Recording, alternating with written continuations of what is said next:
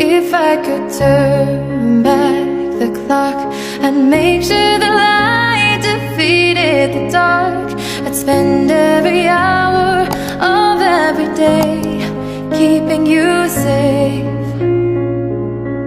I'd climb